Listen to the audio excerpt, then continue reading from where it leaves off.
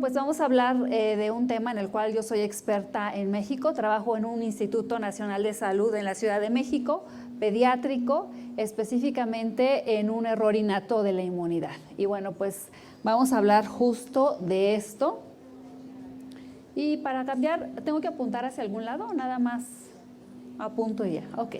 Entonces nosotros vamos a recordar ya ahorita varios de los ponentes que me precedieron vinieron hablando de las diferentes tipos de grupos de inmunodeficiencias y bueno, vamos aquí a englobar a una de las clasificaciones que son los errores de la fagocitosis. Nosotros podemos tener errores en cuanto a los fagocitos, en cuanto a su número y en cuanto a su función. En cuanto a su función, pues aquí podemos enumeradas las diferentes errores que han sido agrupados en esta clasificación que pasé al español y hoy nos vamos a enfocar específicamente en un ejemplo de la utilidad de la citometría de flujo en la enfermedad granulomatosa crónica. Es decir, que podemos sacar muchísimo provecho de estas técnicas para ver cómo va el trasplante, para ver qué tipo de herencia, etcétera. Es una cosa increíble lo que podemos determinar a través de un citómetro de flujo que en muchos de los hospitales de especialidad pues es fácil tener acceso a ellos. Y bueno, pues justo paso y no pasa nada. Sí, el del centro, a ver. Ya, ahora sí se pasó, ok. Entonces, miren, actualmente se ha ido incrementando esta lista. Estos son los genes que actualmente se asocian a esta enfermedad, que tiene un nombre un poco complicado, enfermedad granulomatosa crónica, y vemos que hay diferentes genes. Un gen que se agrupa ligado al X, y esto es muy importante ahorita que lo recuerden, porque esta plática tiene una secuencia. Para poder entender los ejercicios que vamos a hacer al final, tenemos que tener unos conceptos claros. Entonces, el gen ligado al X se llama CIBB y va a codificar para una proteína GP91-FOX. Tanto el gen CIBB como la proteína GP91-FOX van a estar ausentes en la forma ligada al X. El resto de los genes se van a transmitir con una herencia autosómica recesiva. Los genes que están en rojo, justo con las proteínas para las que codifican, se han descrito recientemente, NSF4 en el 2009 y CIBC1 por 2 grupos en el 2018. Ahora, todos estos genes, con excepción de CIBC1, participan en un complejo de proteínas que es la NADPH oxidasa. Sin embargo, CIBC1, que es también la proteína, se llama EROS, no está involucrado directamente en este complejo de NADPH oxidasa, sino que va a estar embebido en el retículo endoplásmico, de forma que es una proteína que va a ser transmembranal y que tiene como función modificar a GP91, de forma que una vez que sale modificado por EROS en el retículo endoplásmico, GP91 se va a anclar a las membranas de una forma perfecta para poder hacer lo que sabe hacer, que ahorita vamos a platicar brevemente de esto. Ok, ahora, aquí en este gráfico solamente quiero comentar que los defectos de la fagocitosis son varios, pero hoy específicamente nos vamos a enfocar a la enfermedad granulomatosa crónica para ponerla como ejemplo de lo que podemos hacer con la citometría de flujo. Hay defectos en los cuales los neutrófilos no están en la circulación porque no se producen. Los genes que están involucrados en la generación de las células madre están alterados y por lo tanto hay un arresto en la médula ósea y no se producen, y en la sangre encontramos una neutropenia. Otro problema es que no puedan salir por una falta de las moléculas que interaccionan para migrar al intersticio, y el otro punto es que ya una vez que están en el intersticio no tengan las moléculas necesarias para poder hacer lo que saben hacer, que es el caso de uno de ellos de la enfermedad granulomatosa crónica. Ahora, estamos diciendo que vamos a hablar hoy de la citometría de flujo aplicada a los defectos de fagocitosis. Entonces, Primer concepto, aquí vamos a tener cómo nosotros podemos observar nuestras células en un citómetro de flujo, en un gráfico de puntos o dot plot, en el cual el citómetro nos va a separar en el eje de las X, nos va a dar el tamaño de las células, y en el eje de las Y nosotros lo vamos a graficar en cuanto a la granularidad, de forma que los linfocitos, que son los más pequeños y menos granulares, se van a localizar aquí. Entonces aquí tengo menor tamaño, menor granularidad. Los monocitos van a ser un poquito más grandes, menos granulares, y los granulocitos, aquí encontrando los neutrófilos, más grandes y más granulares. Ahora, nosotros sabemos que el neutrófilo va a estar en reposo, pero cuando entra en contacto con un estímulo se va a activar, de forma que se hace más granular, su forma cambia, como lo podemos ver aquí, va también a producir NETs y van a sufrir toda una serie de cambios. Este neutrófilo tiene además este mecanismo que es la NADPH oxidasa, que va a producir una serie de moléculas que son estas que están aquí enumeradas y que son muy importantes para la destrucción de microorganismos y para la modulación de la inflamación, de forma que si estas moléculas no se encuentran, vamos a tener una alteración. Ahora, nosotros a través de la citometría de flujo vamos a medir alguna de estas moléculas, específicamente hoy vamos a hablar del peróxido de hidrógeno o agua oxigenada, y que nos van a traducir clínicamente varias situaciones muy interesantes. Entonces, miren, aquí está el principio de lo que es la medición de esta prueba. Simplemente mencionarles que la dihidrorodamina es una molécula que no es fluorescente, que va a ser permeable a la membrana citoplasmática, pero también a la membrana de estos pequeños círculos redondos que son las vesículas del neutrófilo, y entonces va a penetrar. En un segundo tiempo nosotros lo que vamos a hacer es que vamos a agregar un estímulo, ya sea un mitógeno o podemos agregar bacterias, para que entonces se produzca esta agua oxigenada, y esta agua oxigenada va a interaccionar con la dihidrorodamina y se va a hacer rodamina, y de forma que va a ser fluorescente, y de esta forma es como nosotros vamos a poder tener diferentes resultados o evaluaciones que nos son muy útiles para la clínica. Tenemos entonces aquí nuevamente nuestra gráfica de puntos, en la cual nosotros ya estamos seleccionando nuestros neutrófilos. Y al citómetro yo le voy a hacer una pregunta, le voy a decir: a ver, citómetro, a través de un software, quiero que me digas que de cada uno de estos puntitos, que es un evento que nos representa un neutrófilo, quiero que me digas qué intensidad media de fluorescencia tienen. Y aquí el citómetro me dice: mira, el 85.9%, esta es tu población y tiene esta intensidad media de fluorescencia. Ahora, este gráfico me está diciendo tamaño y granularidad y me identifica neutrófilos, pero este otro ya me está graficando fluorescencia en el eje de las X, a diferencia de este, y específicamente está cuantificando la rodamina, es decir, la molécula fluorescente, de forma que estas células, el 85.9%, son las que están produciendo peróxido de hidrógeno.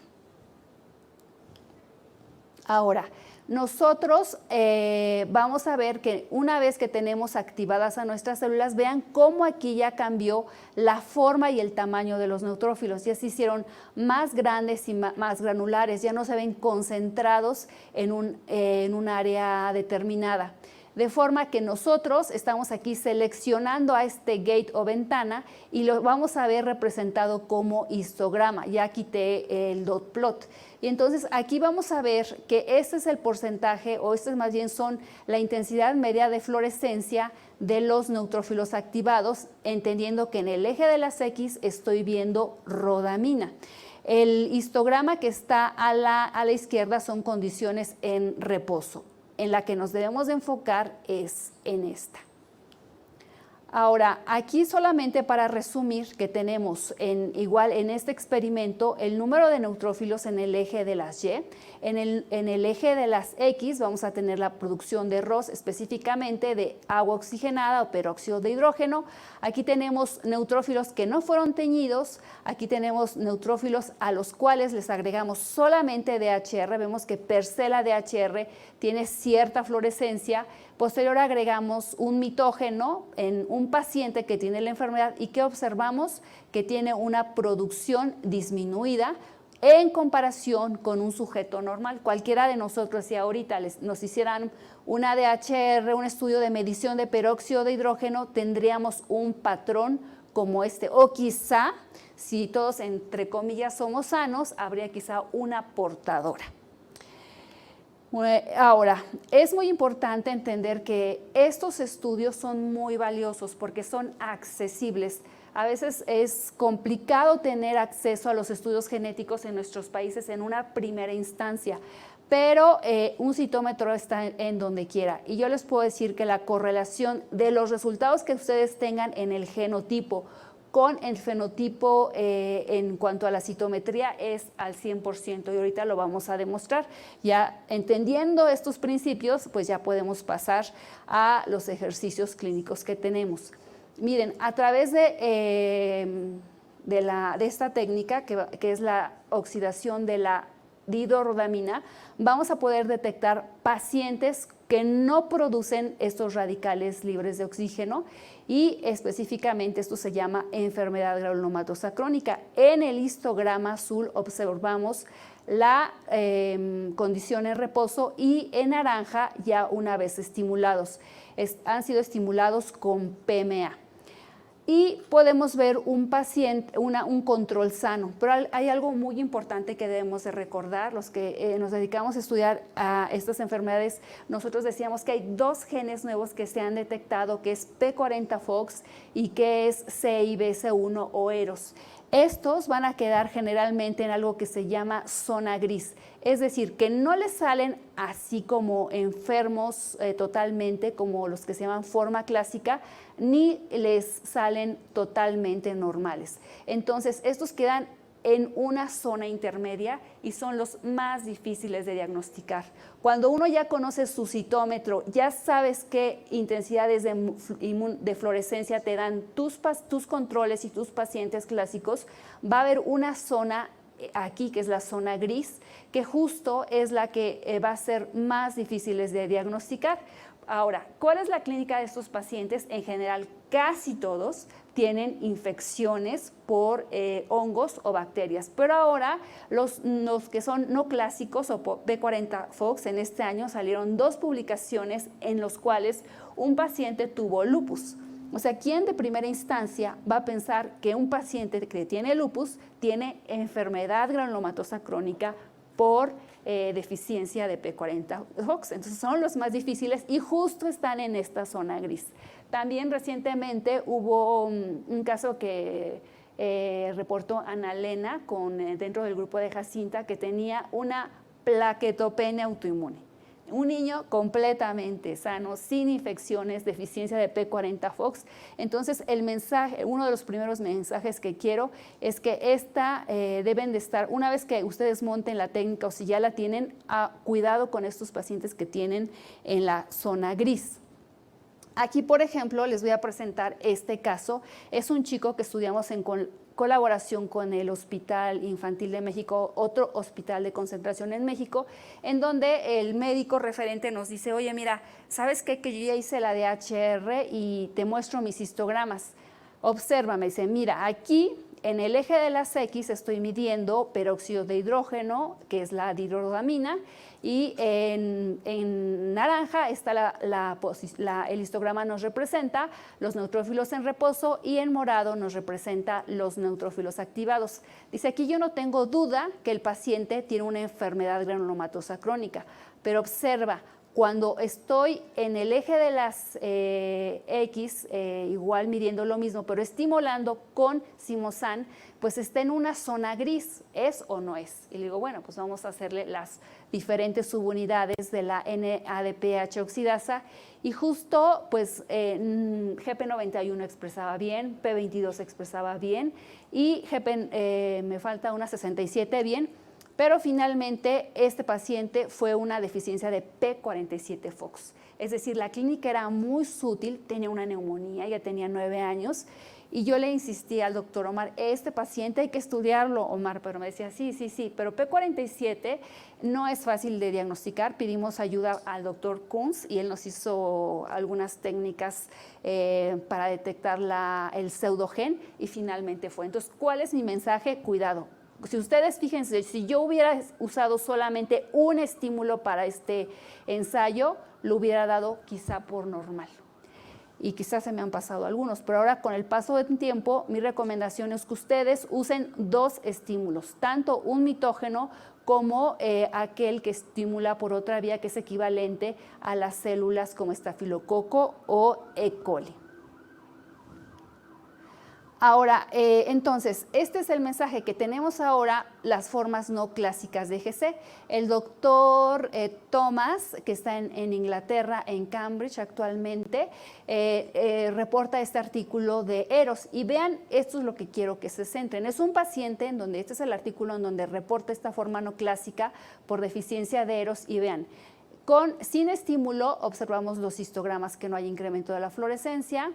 Posteriormente con simosan observamos que incrementa muy poco y con PMA es normal. Entonces, si ustedes van a los artículos de diagnóstico de enfermedad granulomatosa crónica, lo que siempre evalúan casi todos es con PMA. Es decir, estos pacientes en las formas no clásicas, ustedes no los van a detectar si solo están usando PMA o forbolmiristato acetato. ¿Cuál es uno de los mensajes? Por favor, siempre utilicen 2 mensajes. Aquellos que tienen formas clásicas, que ya están descritas desde 1950 y tantos, ustedes los van a identificar facilísimo, pero les voy a mostrar algunos casos súper interesantes en las formas clásicas que nos pueden dar unas sorpresas increíbles. Ok, perdón, ahí me regreso. Bueno, para adelante. Ok. Ahora, entonces, aquí yo les estoy poniendo cuáles son los estímulos que ustedes pueden utilizar para detectar estas formas no clásicas. Puede ser simosan, que es bien barato, les cuesta, son 2,000 pesos mexicanos, que quizás son como $100, y les alcanza para muchísimas muestras. Pueden utilizar estafilococos o Escherichia coli. El problema de esto, que los insumos que ustedes requieren en el laboratorio tiene que ser más especializado por los riesgos que se tienen, los riesgos biológicos son mayores. Entonces, yo he probado que este es el mejor estímulo, bueno, al menos para las condiciones en las que yo trabajo, en economía sobre todo. Miren, vamos a buscar un donador de trasplante a través de esta técnica. Tenemos esta familia en la cual nosotros, por el árbol genealógico, sabemos que ya la madre es portadora. Y vean, tuvo 1, 2, 3, 4 varones que fallecen a los 2, 1 y 6 meses con hospitalizaciones recurrentes por fiebre, algodoncillo, BCG-itis o reacción adversa BCG local o regional, otitis, hiporexia y pérdida de peso. Esto sucedió en la ciudad de Cancún. Entonces, un inmunólogo le dice, bueno, ok, señora, seguramente que es su hijo, hay que estudiarlo, vamos a enviar la muestra a la Ciudad de México. No tengo aquí la forma de hacer el estudio, lo mandó a la Ciudad de México y un día después pues le hicimos la prueba, la mandó por paquetería y observamos que el niño era enfermo. Pero aquí yo lo que pongo, buscando un donador, pues el único donador, ¿quién era? Posible, su hermanita. Y vean, su hermanita salió totalmente sana. Igual, aquí tenemos 2 condiciones en reposo y una en verde el histograma que está activo. O sea que esta mujer no es portadora por DHR. Lo confirmamos genéticamente. Por eso yo en todo les voy hablando que todo lo que yo ya voy a platicar el día de hoy y que trabajo lo hacemos también a nivel del ADN, es decir, que hay una correlación, de forma que de primera instancia este paciente se refirió al Instituto Nacional de Pediatría junto con su hermanita y ya fue trasplantado y bueno, pues este paciente vive, aunque sus 4 hermanitos fallecieron previamente.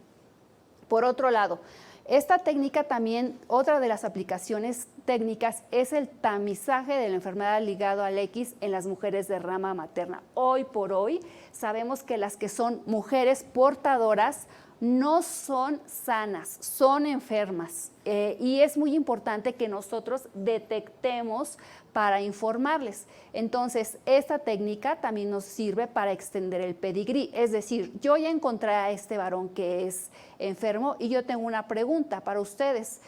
Esta mujer es portadora, esta otra es portadora y esta otra es portadora, pues no lo sabemos, pero al hacer el estudio del árbol genealógico, nosotros encontramos la siguiente: la abuela materna.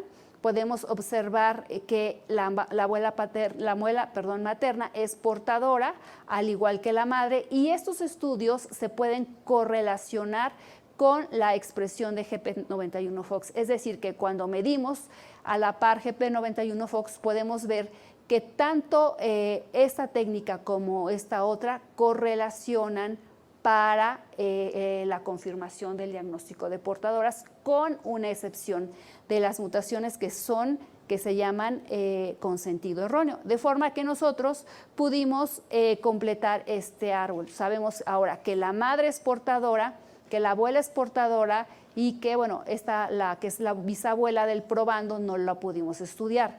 Algo muy importante es que estas mujeres, como ustedes pudieron observar en los histogramas previos, me voy a regresar, tienen este porcentaje de neutrófilos sanos. Vean, la abuela, el 60% de sus neutrófilos son sanos y la madre al revés, solo el 39% son sanos. Es muy importante seguir esto porque estas dos poblaciones cambian a través de la vida. Es algo que se llama la inactivación sesgada del X y estas poblaciones, si nosotros le hacemos un estudio en 20 años, podemos observar que esta población, quizá en esta mujer, en lugar de ser 30%, ya solo es 15%.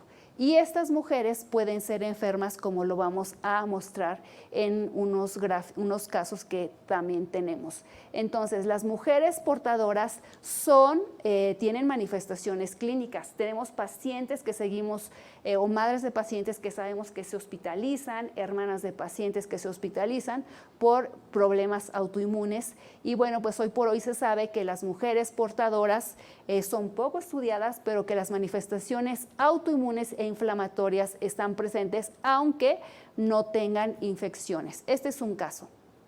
Tenemos los histogramas de una mujer que tenemos en primer lugar a un control sano y aquí tenemos en el gráfico A. En el gráfico C tenemos al hijo, que podemos ver que tiene una forma pues grave porque pues no produce casi nada de peróxido de hidrógeno. Y observen, la B es la madre. Observamos que la mamá solo tiene el 11% de los neutrófilos funcionales. Esta mujer, ¿qué pasó? Pues siguió en el tiempo con su vida normal, sabía que era portadora, que se le dio asesoramiento genético, pero 5 años después de que se le dio el diagnóstico de portadora, presentó una neumonía en la cual se aisló Histoplasma capsulatum.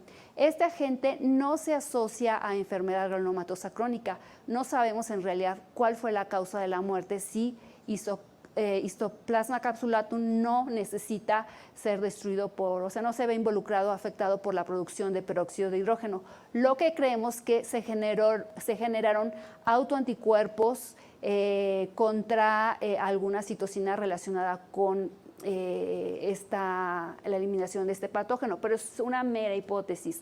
Pero ¿cuál es mi mensaje? Que cuando ustedes tengan una portadora, tiene el riesgo de tener este problema. Ahora, si yo hiciera un estudio genético con un panel de genes específicamente, pues nada más me van a decir como resultado, es portadora, tiene un alelo con una mutación tal o cual. Sin embargo, este porcentaje ustedes solo lo pueden determinar sencillamente a través de una muestra fresca. Eso sí es muy importante, que la muestra sea fresca, en un ensayo de dihidrorodamina. Otro caso es esta mujer que tuvo un hijo afectado por enfermedad granulomatosa crónica ligada al X, que justo falleció en la época de COVID por una miocardiopatía. Entonces, cuando se diagnosticó el niño, junto con la madre, pues se hizo también el estudio a la madre y podemos observar que solo esta pequeña proporción de neutrófilos son los que producen peróxido de hidrógeno, y aquí lo vemos representado en el histograma. ¿Qué pasó con esta mujer? Pues tiene una historia clínica, ya cuando nos fuimos a retrospecto, de un absceso hepático, y además tiene una hidrosadenitis crónica que no mejora con la profilaxis. Actualmente está con ciclos de doxiciclina cada vez que empieza con hidrosadenitis, que es muy complicada para ella porque está en axilas e ingles, y entonces esto también es otra de las ventajas de esta técnica, en la cual exactamente te dice qué riesgo tiene esta mujer. Yo creo que esa mujer, si sigue perdiendo ese 5% que tiene, pues al rato va a tener manifestaciones graves como la que tuvo su hijo. Entonces, esta es una respuesta que nos va a responder esta técnica. ¿Cuál es el porcentaje? Y ahora, no nada más una vez que se diagnostica una portadora, yo me quedo contento o contenta con el porcentaje de neutrófilos, sino que, como les comento, estas dos poblaciones que puede tener una mujer que es portadora van a ser dinámicas, y entonces la tengo que seguir a lo largo del tiempo, y por lo menos mínimo cada 10 años tengo que decirle que se haga este test. Entonces tenemos diagnóstico como portadora. Después de un tiempo, el mensaje es: repitan el estudio, no se queden tranquilos, más si ustedes están en la clínica. Ahora, tenemos que esta técnica también nos puede ayudar, claro, complementando con la parte genética, pero de inicio, si una mujer tiene un hijo que ya identificamos que es una forma ligada al X, es decir, que el gen mutado es CIBB y que tiene una deficiencia de GP91-FOX. Entonces, observen este caso. El paciente, como pueden observar, no produce peróxido de hidrógeno o agua oxigenada, medida a través de rodamina, pero la madre se observa normal, es decir, aquí no es portadora. Fíjense, este es un caso de una mujer joven. Entonces, una mujer joven que tuvo su primer hijo, su hijo fallece. ¿Cuál es la primera pregunta que nos va a hacer como médico? ¿Qué va a pasar? ¿Puedo tener otro hijo? Y pues a través de este estudio hemos observado que hay una correlación entre los estudios normales de DHR y la parte genética. Cuando corroboramos a nivel del DNA, efectivamente esta madre no es portadora. De forma que aquí también, a través de esta técnica, nosotros podemos encontrar las madres que no son portadoras y que fueron mutaciones de nuevo, es decir, que la mutación sucedió en un momento de la formación del producto. También esta técnica nos sirve para resolver una respuesta, una pregunta de forma rápida. Fíjense, tienen aquí una familia que tiene un probando, un chico que está afectado con la forma ligada al X. La mujer actualmente está embarazada y entonces ella sabe que es varón. Entonces, la primera pregunta que nos hace: ok, yo ya sé que soy portadora, mi hijo, ¿qué debo de hacer? Y fíjense que le debemos de decir: cuidado, no te apliques la vacuna de BCG. Tristemente nos ha pasado, y esto por eso también lo menciono, que a pesar de que los pacientes son tratados en un hospital de alta especialidad, tenemos 2 casos de pacientes que sí fueron EGC y que se les aplicó BCG. En realidad, el médico no informó de este riesgo. Y bueno, pues esto es un problema, porque sabemos que al menos en el instituto la tuberculosis, ya sea por M-tuberculosis o en el caso de aquellos casos por BCG, tienen frecuentes recaídas por esta bacteria que se les inyectó al momento de nacer. Entonces, de una forma rápida, nace el bebé, nosotros le tomamos un estudio de DHR, vemos que es normal, decimos: señora, aplíquele la vacuna inmediatamente, no hay ningún riesgo. O bien tenemos que este embarazo resulta en ser una niña, y aquí es muy importante que nosotros hagamos el estudio. ¿Por qué? Porque ya hemos visto que puede ser una portadora que tenga el 100% de los neutrófilos enfermos. De hecho, esos son casos raros. Mujeres que tienen una inactivación del gen sano y solo expresan el gen enfermo. Y entonces esta mujer debe ser tratada como enferma. Entonces, y esto lo resolvemos en un estudio que se hace en 5 horas con el análisis exagerando. También estas técnicas de citometría nos sirven para diferenciar entre las formas ligadas al X y las formas recesivas a través de lo que es la dihidrorodamina y las subunidades que ahorita vamos a mencionar más adelante. Y hay un concepto que se llama producción residual, que fue descrito por Coombs, en el cual ellos lo reportan en la revista del New England Journal of Medicine. Entonces, lo que ellos hacen es que comparan los controles con pacientes y dicen, ok, índice de oxidación. ¿Qué es el índice de oxidación? No es más que dividir cuánto te da el de fluorescencia, el tubo estimulado 682 entre el tubo con dihidrorodamina. A ver, hagan el ejercicio, dividan 689 entre 5.97 y díganme cuánto les da.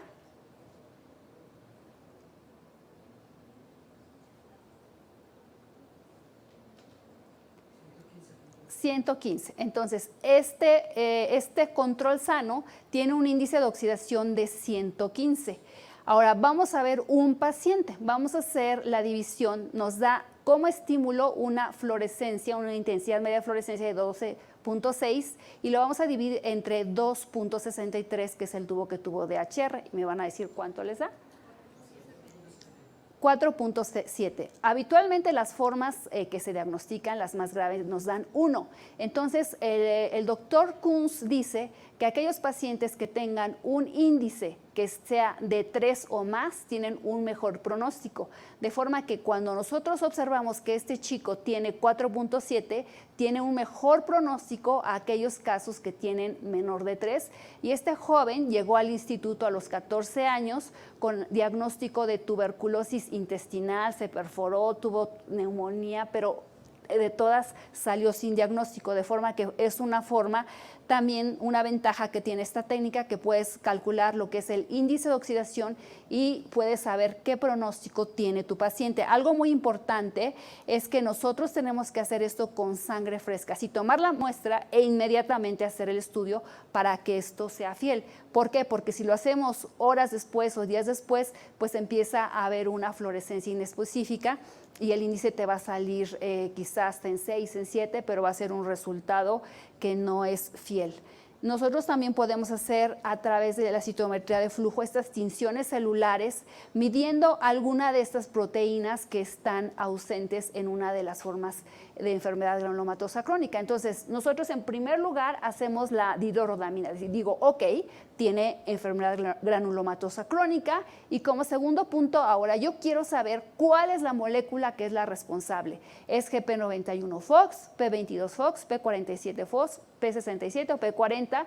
Entonces, lo que hago es que en un día mido todas estas proteínas. Por ejemplo, hoy es miércoles, hoy hago la DHR, hoy sé que fue granulomatosa crónica por DHR y al día siguiente hago esta técnica con la misma sangre. Es muy importante, sí sirve para no volver a picar al paciente. Y tenemos esta ruta. Entonces, en el caso que yo tengo un caso femenino, pues sabemos que puede ser cualquiera de las formas recesivas o incluso de las formas ligadas al X. Entonces, yo siempre que tengo una mujer, yo le mido todas las formas y de forma que el jueves, supongamos que la hice y es jueves, yo puedo saber cuándo, qué resultados obtuve. Entonces, fíjense, en 2 días ya sé que es enfermedad granulomatosa crónica y puedo decir la proteína responsable es P67-FOX. Pero también lo puedo hacer en varones. Aquí también hay que recordar que puede ser que el varón sea un chico que está afectado de novo o bien puede ser una forma recesiva o puede ser una forma CIBB, pero heredado por la madre. Entonces, vamos a ver algunos ejemplos. Entonces, tenemos a este paciente en el cual nosotros, como les comento, evaluamos las 4 subunidades. P22-FOX podemos ver que nos sale normal. Aquí explico, en el eje de las X estamos midiendo P22-FOX y tenemos el tubo sin tinción y podemos observar que el paciente que está en color amarillo está expresando P22-FOX. Lo mismo pasa con P47-FOX.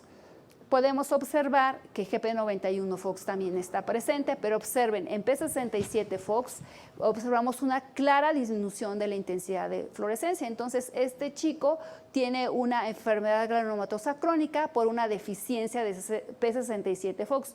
Si nosotros hacemos en el laboratorio la secuenciación de genes, pues nos vamos directamente a NSF2, encontramos la mutación y bueno, nos ahorramos el costo de un panel si es que tenemos acceso a la secuenciación por Sanger. Entonces, bueno, la conclusión de este caso es que es una deficiencia de P67-FOX. Vean, ahora solo les voy a pasar el gráfico con el resultado normal. Tenemos aquí una chica, una joven que se diagnosticó ya tarde, ella tuvo más o menos 10 años cuando se diagnosticó. Podemos ver en rojo el tubo sin tinción, podemos ver el control en morado, un sujeto sano, y en amarillo estamos observando a la paciente. En el eje de las X estamos viendo P22-FOX y observamos que esta chica tiene una deficiencia de P22-FOX. Lo que hicimos es que secuenciamos la mutación y tuvo una mutación que no había sido reportada previamente. Lo mismo para el ejemplo de P47-FOX. Vean, aquí tenemos al testigo y tenemos 2 hermanas que se fueron diagnosticadas en el mismo momento. Podemos observar que no hay expresión de P47-FOX y bueno, pues ya sabemos que son formas recesivas. Ya nada más lo que vas es que vas y secuencias el gen NSF1. Aquí tenemos un ejemplo de un paciente con la forma ligada al X. De hecho, vean, aquí tenemos en gris, de hecho es el sin tinción, y metimos 2 testigos porque esta fue una muestra que viajó y siempre que viajan yo prefiero pedir 2 testigos, es algún consejo que yo les recomiendo que hagan. Y incluso el rojo es el anticuerpo que salió mucho menor que el tubo sin tinción. Fue una forma ligada al X en el paciente y su madre de Fabricio, bueno, fue portadora. Ahora aquí, ¿qué detección de portadoras de GC ligada al X? Bueno, aquí ya también lo pueden reforzar, como ya comenté, con la medición de GP91-FOX, pero hay una excepción. Hay mutaciones o variantes patogénicas en las cuales tienen missense. Hay missense, entonces lo que podemos hacer aquí es vamos a encontrar este resultado normal. Generalmente este resultado lo encontramos en las formas que son de otro tipo de mutaciones, de lesiones, inserciones que hacen corrimiento de marco de lectura y bueno, pues es otra ventaja. También lo podemos hacer posterior al trasplante de médula ósea. Lo que podemos observar es medir cómo está el paciente antes del trasplante y posterior al trasplante. Por ejemplo, en este caso podemos observar que tenemos el testigo, el paciente que está ya sin la producción y posterior al trasplante vemos que es un caso de éxito. Y bueno, esto lo hacemos posterior al día 19. Este otro caso es un paciente que tuvo falla al injerto. Podemos observar que se le hizo el trasplante y 2 años, 4 meses después observamos que ha perdido totalmente el trasplante.